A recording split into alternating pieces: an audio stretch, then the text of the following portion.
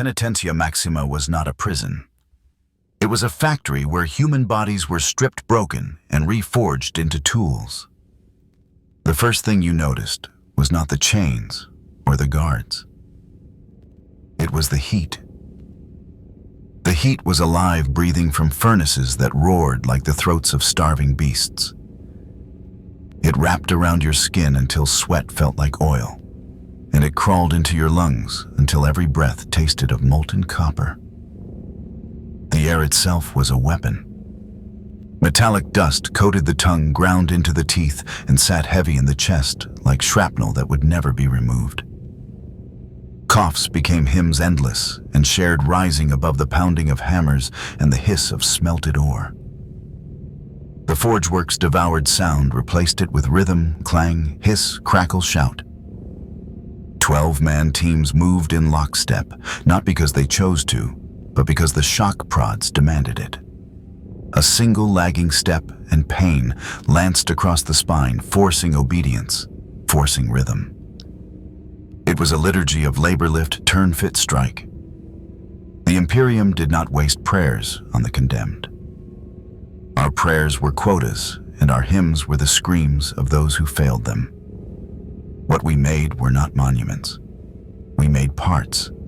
Trigger mechanisms for lace guns, power couplings, for armored carriers, guidance chips for artillery shells. None of us would ever see the rifles fired, the vehicles moving, or the shells falling. We built the instruments of wars, fought on distant worlds we would never know. Every mistake was marked, every imperfection punished. A trembling hand was bound into a metal brace, forcing fingers to work at angles that tore flesh. Someone who fell behind was fitted with stimulant injectors, chemical whips that kept the heart beating and the body moving even when the mind had given up. Supervisors stood above us, their slates recording numbers, efficiency, failure rates. They took notes on our suffering as if we were specimens in a great experiment, as if pain were data to be cataloged. We were not men. We were materials. Cain emerged among us like a shadow carved from iron. His back was straight even under the weight of chains, his eyes scanning the Forgeworks with the precision of a soldier counting enemies. His scars told stories no one dared to ask about: slashes from blades, burns from plasma gouges, from claws. He had been a sergeant once before the Imperium decided survival in war was not the same as loyalty. He did not shout, he did not command. He whispered. His words moved from worker to worker, like contraband passed in the spaces between hammer strikes and guard glances. 4 rules. Never show weakness, never volunteer, never trust fully, never surrender hope. He repeated them the way a priest repeats scripture. Not loud, not dramatic. Quiet, constant, unforgettable. When a man dropped his tool and cried out from the pain of a shattered wrist, Cain's whisper carried, "Never show weakness." When the guards asked for extra hands to carry slag into the furnaces, Cain's whisper warned, "Never volunteer." When a group of prisoners offered a share of bread for a favor, his whisper echoed, "Never trust fully." And when the long hours turned endless, when the heat threatened to erase every thought, Cain's whisper anchored us, "Never surrender hope." He gave shape to survival. He gave order to despair. But no man is beyond the reach of Penitentia Maxima. The air itself was poison. Day after day, Cain's voice rasped deeper, the coughs tearing him apart from the inside. At first he spat into the dust quietly, wiping the red away so the guards would not see. Then the blood came in thick ropes, staining his lips, splattering his chest. His lungs were no longer lungs. They were broken filters clogged with decades of war and months of chemical ash. He did not fall at once. He staggered through days and nights, his coughs becoming part of the rhythm, another drum beat in the endless litany of work. We tried not to watch, but we all did. We watched because Cain was more than a man. He was the last wall between us and the abyss. When he dropped to his knees, blood soaking the rockcrete. None of us cried out. None of us dared. The guards did not move to help. They recorded the collapse, made notes, measured the time between his last cough and his final silence. Dada, nothing more. Kane's death was not quick. It was ritual. The Imperium's way of consuming every ounce of him before allowing him to fall. His body twitched, his breath rattled, and finally the sound of the Forgeworks swallowed him. When they dragged him away, his scarred face slack and still. Something shifted in the air, heavier than the dust. Kane was gone, but his rules remained. We carried them in silence, etched deeper now that the voice was gone. But without his weight, without his scarred presence, the gangs grew bolder. Tribute was demanded more openly. Betrayal struck faster, and the guards sharpened their cruelty as if they had been waiting for this moment. Kane had been a shield, but shields crack. Now we were bare. The furnace roared, the dust burned, and the work continued as it always did. The machine of Penitentia Maxima had consumed Kane as it would consume us all. In the Imperium, pain is not chaos. Pain is procedure measured and logged like data. Each tremor, a metric, each scream, a timestamp, each collapse, a field on a slate that proves the machine is working. The guards do not punish out of anger. Anger is waste. They punish to test, to refine, to increase yield. A hand that trembles after weeks in the Forgeworks is not excused. It is clamped into a steel brace, tightened until bone grinds metal. Fingers are forced into the old shapes, pinch, turn, fix, depress until skin splits and tendons sing. The Imperium requires output, not pity. A broken wrist still fastens rifle triggers. Pain becomes calibration, blood becomes lubricant. When exhaustion wins and a prisoner folds to the floor, the guard does not allow rest. A needle bites. Stimulants flood the vein. The heart lurches, the eyes glaze, and the body rises against its own judgment. Chemical whips drive the muscles. The jaw chatters. Sweat beads like oil on furnace-dark skin. He keeps working not from will, but from dosage alive, yet requisitioned a tool that walks. Supervisors stand above on graded catwalks, writing our lives into columns. Output per hour, errors per 100 duration of collapse recovery, latency brace, efficiency, stimulant, longevity to cardiac failure. They compare methods the way priests weigh sins. Which brace reduces shake fastest?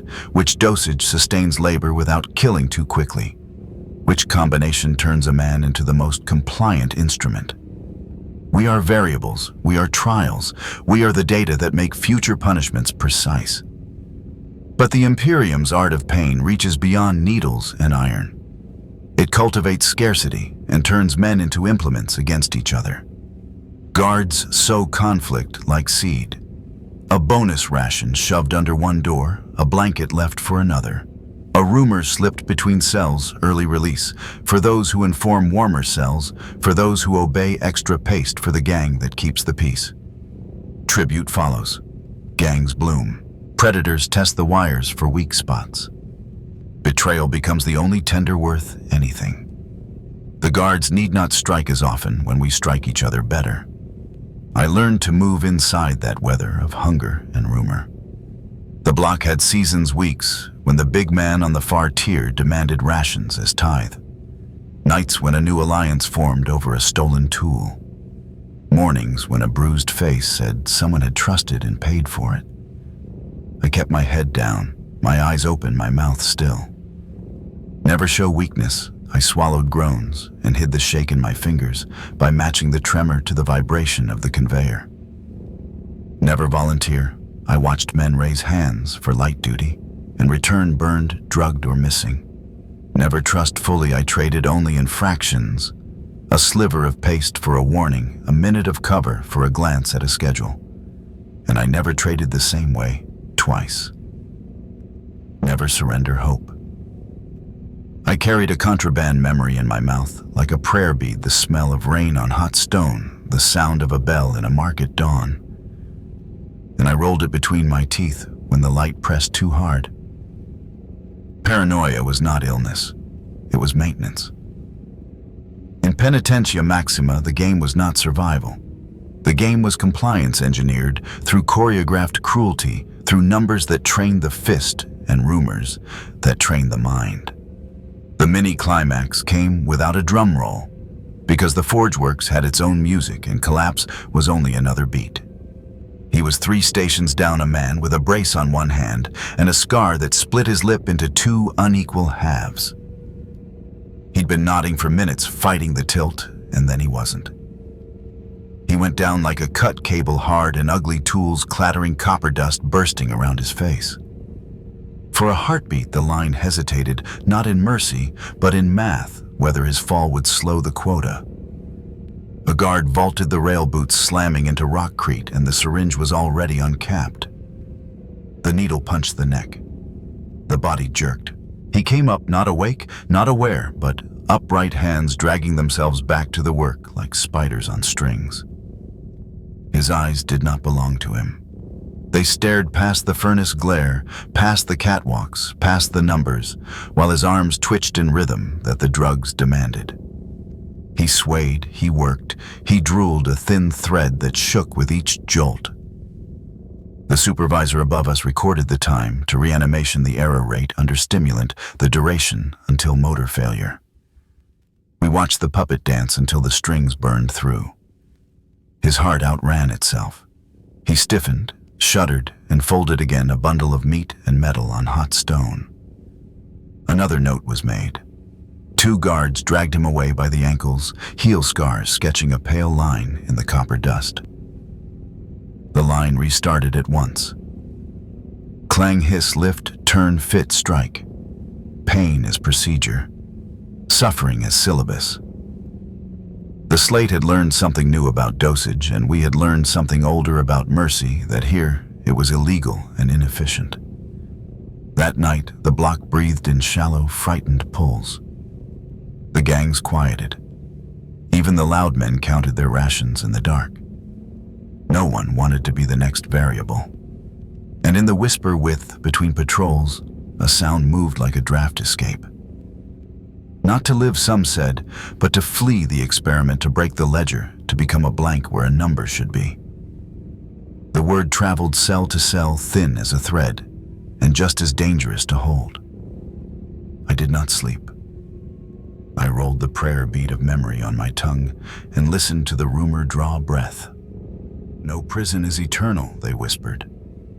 But escape in the Imperium is never freedom. It is bait. The words moved cell to cell like contraband air, thin as thread, sharp as wire. Hope did not arrive like a banner. It arrived like a rumor with a map folded into it. Political prisoners, bookish men with hollow cheeks and numbers where names had been found, a guard who wanted more than his pay and less than his conscience could carry. A fistful of thrones. A bottle of recaf spiked with something warm, and suddenly maintenance schematics existed where yesterday there had been only locked doors. The lines were neat, the labels clean, the tunnels drawn as if drawn for us. We learned which vents coughed dust and which spat steam, which grates could be lifted and which were welded with the laziness of late shifts. We memorized where the auxiliary lights failed during changeover. How many heartbeats it took a patrol to cross from checkpoint 2 to checkpoint 3, and how long gas would take to fill a shaft if the valves were opened by mistake. The plan was simple, because complexity dies in places like this.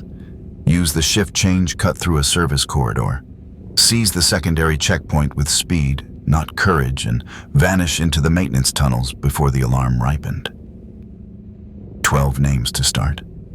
12 numbers on the ledger to be erased if we succeeded. I hesitated. It was not fear, not exactly. It was the taste of the paste, the hum of the lumen, the rhythm of the Forgeworks still in my bones, the machinery of routine that had replaced belief. But routine is a leash and hunger is a blade. I did not believe in freedom. I believed in different air. I said yes because staying had become another kind of bait. We rehearsed with our eyes closed, counting steps, testing hand signals in the dark, so that even the walls could not hear us. We traded for scraps of wire and slivers of metal filed edges with our teeth-palmed screws that fit places they were never meant to fit. Cain was dead, and the quiet he left behind made space for something reckless. On the chosen night, the block inhaled and held. The buzzers announced shift change. The boots repatterned down the corridor like a marching prayer. The lumen flickered as the power cycled. We moved. The first door lifted with a cough of grit. The service corridor smelled of old water and hot dust.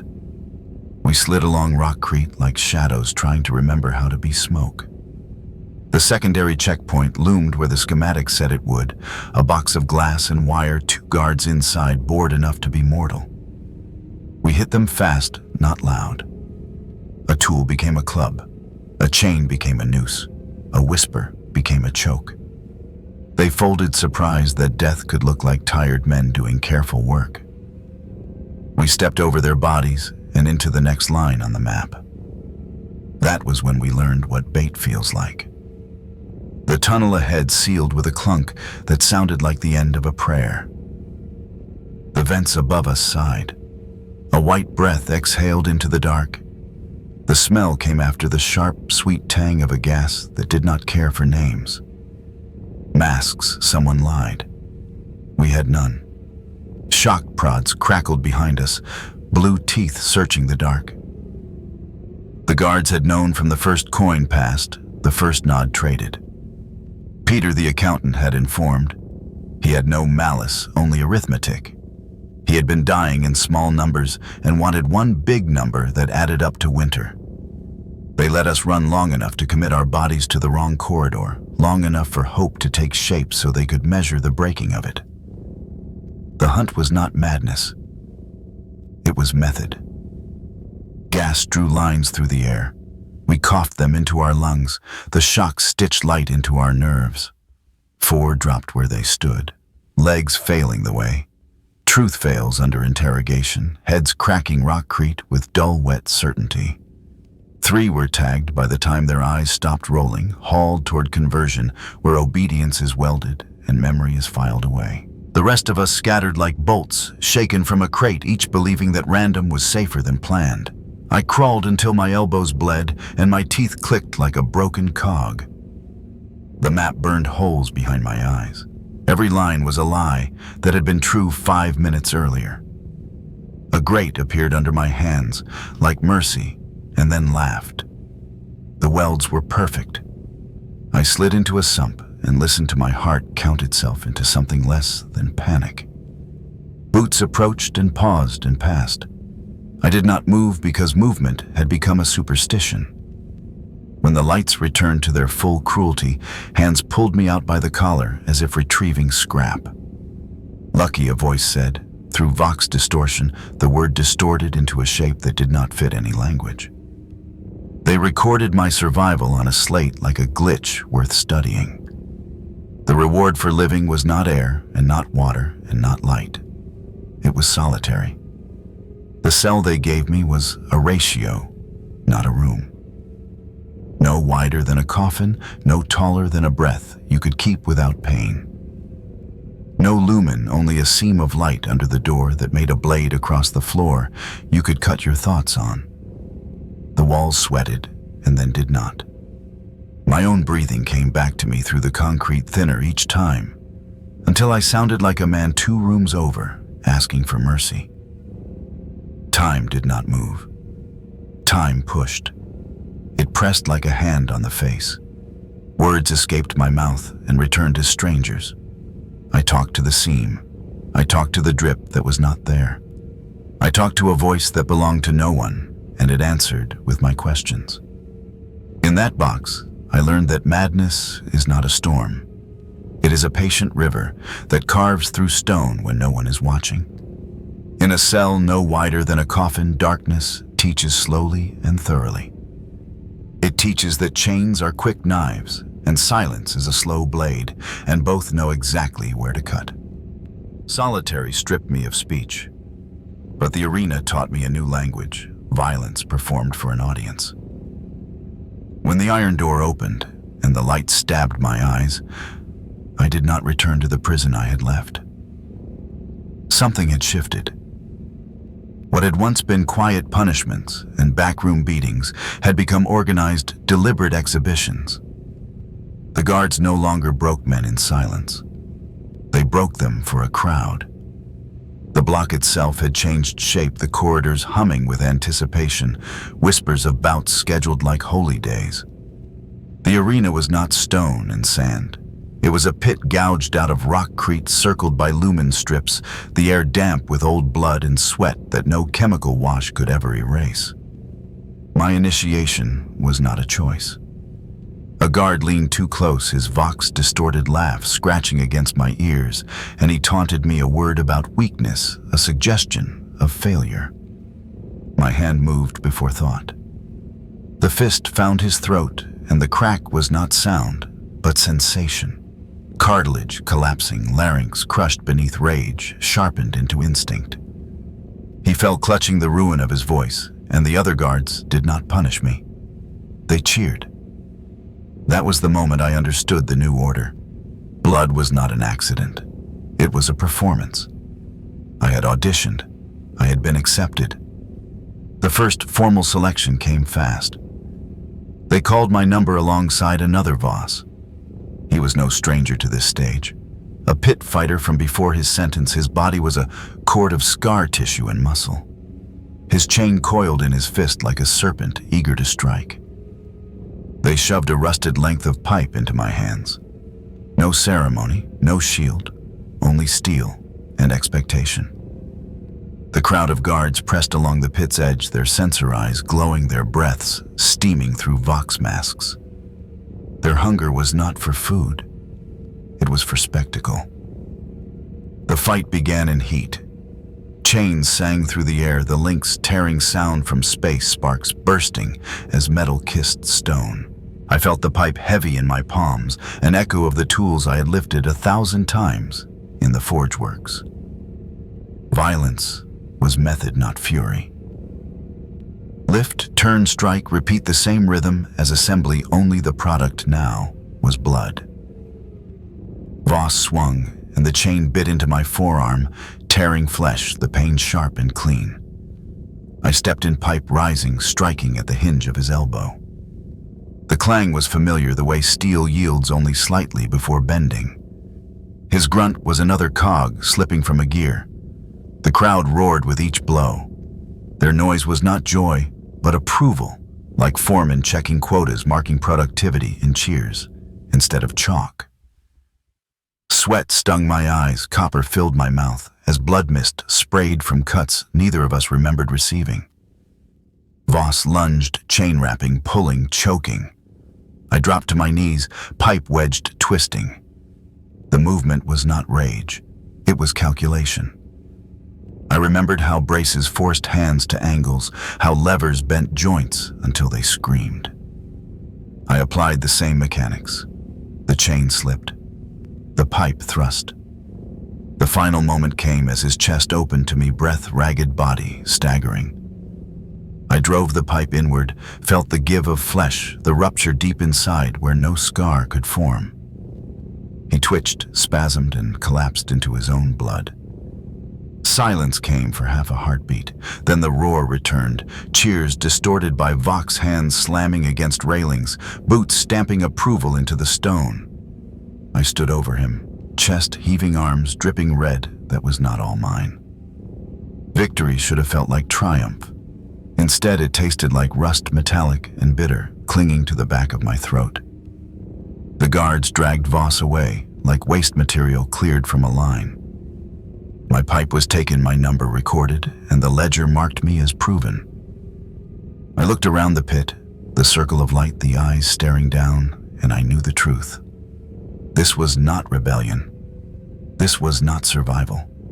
This was function. I had become what they wanted: efficient, brutal, useful. And in the Imperium, usefulness is the most dangerous sentence of all.